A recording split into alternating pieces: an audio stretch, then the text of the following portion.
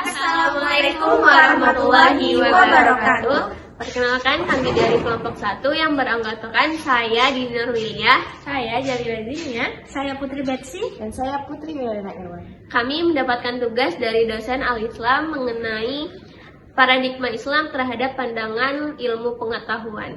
Di sini kami akan mewawancarai salah satu imam masjid di daerah Pekanbaru. Assalamualaikum warahmatullahi wabarakatuh, Pak. Sebelumnya perkenalkan, kami dari mahasiswa Universitas Muhammadiyah Riau dari jurusan manajemen.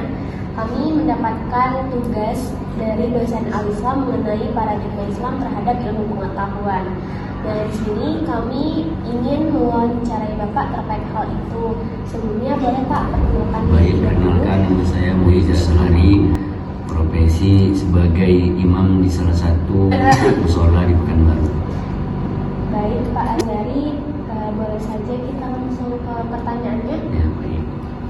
Untuk pertanyaan pertama, bagaimana paradigma Islam terhadap ilmu pengetahuan? Baik, paradigma Islam terhadap ilmu pengetahuan itu sangatlah penting karena kita sebagai muslim agar mencapai takwa kepada Allah Subhanahu wa taala, selain kita mempelajari ilmu agama, penting juga baginya kita untuk mempelajari ilmu dunia. Bagaimana kita tahu untuk mencapai akhirat itu bukan hanya seluruhnya dari ilmu agama, tetapi bisa juga dari ilmu dunia. Sebagaimana Allah sering mengatakan di firman-Nya, afala ta'qilun, afala tatafakkarun, apakah kamu tidak berpikir? Baik, itu saja. Bagaimana sih Pak menurut Bapak menggunakan pengetahuan dan keahlian Bapak untuk menyebarkan ajaran Islam dari pandangan Bapak secara baik? Jadi ini cara yang saya gunakan itu yang paling simpel nih ya. Saya sebagai imam di sini, jadi para warga di sini tahu kalau bacaan saya tuh ini bagus di sini, bacaan saya tuh bagusnya di sini. Atau Ustadz ini dia bisa ilmunya ada di sini, ada di bidangnya di sini. Jadi bapak-bapak dan ibu-ibu di sini bisa meletakkan anaknya ke sini. Jadi ngaji biasa, awal pertama ngaji habis maghrib dan cara itu. Dan yang lainnya seperti contohnya dengan pengurus di sini menanyakan kepada saya tentang keilmuan saya yang pernah belajar ini, pandai nggak Ustadz ngajari fikih atau gimana. Nah, dengan itu saya bisa menerapkan ilmu yang saya ketahui. Baik Pak, ini pertanyaan selanjutnya. Menurut Bapak, bagaimana Bapak berperan dalam mengatasi isu-isu kontemporer yang dihadapi umat Islam saat ini? Jadi dalam menghadapi tantangan tersebut, kalau kita cerita soal tantangan banyak, ada yang menghina, ada yang kadang membicarakan dari belakang, ada yang bilang ini Ustadz ini pemahamannya gini. Nah, menghadapinya yang pertama ya sabar, ya kan, mesti kita sabar. Kita tahu bahwasannya kita ini berada di jalan lurus, bukan kita maksudnya percaya diri kita tidak punya salah, tapi kita berusaha gimana tetap kita bisa memperbaiki diri kita dan bisa meluruskan mereka gitu.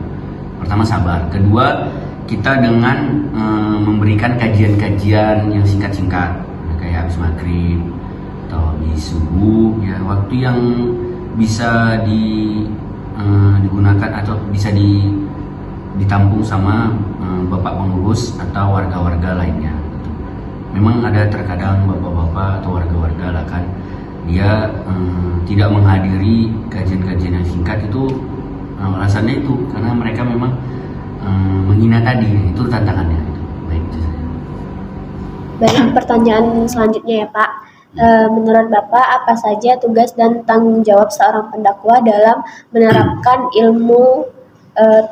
ilmunya terhadap perkembangan Islam?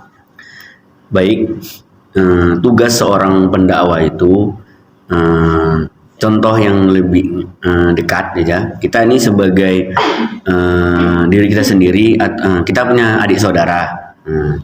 Kita bagaimana kita bisa mencontohkan kepada dia hal yang baik kalau kita tidak melakukan terlebih dahulu gitu. Jadi dari sebelum kita mencontohkan kepada adik kita itu yang baik, kita dengan melakukan untuk pribadi kita sendiri. Jadi dia melihat dalam otaknya itu, memorinya melihat, oh ini kakak kita melakukan ini tanpa kita suruh, itu nanti dia ngerjakan sendiri. Nah, sama seorang pendakwah, bagaimana masyarakatnya dapat percaya sama dia, mengikuti ajaran ustadz itu, kalau saja dia tidak bisa melakukan sendiri gitu, mengamalkan untuk dirinya sendiri. Jadi nanti dibilang warganya banyak yang ngomong, ini ustadz ini berarti hanya di mulut aja, dia tidak bisa mengamalkan untuk dirinya sendiri. Nah, tugas pendakwah itu intinya itu, mengamalkan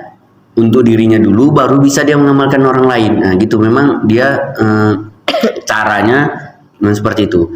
Dan tugas yang lain seperti dia tetap menimba ilmu. Dia sebagai ustadz jangan merasa puas dengan ilmu itu, nggak boleh, kurang bagus, karena ilmu ini nggak bakalan habis gitu. Tetap dia mencari ilmu itu agar masyarakat yang lain tuh tetap percaya sama dia dan yakin, dan juga tetap sebagai ustadz ini sebagai suri tauladan gitu, panutan. Oh ini ustadz ini dia nggak sombong, dia tetap belajar, dia menganggap dirinya tetap sebagai murid, walaupun dia sebenarnya ilmunya tinggi gitu. Baik, itu saja.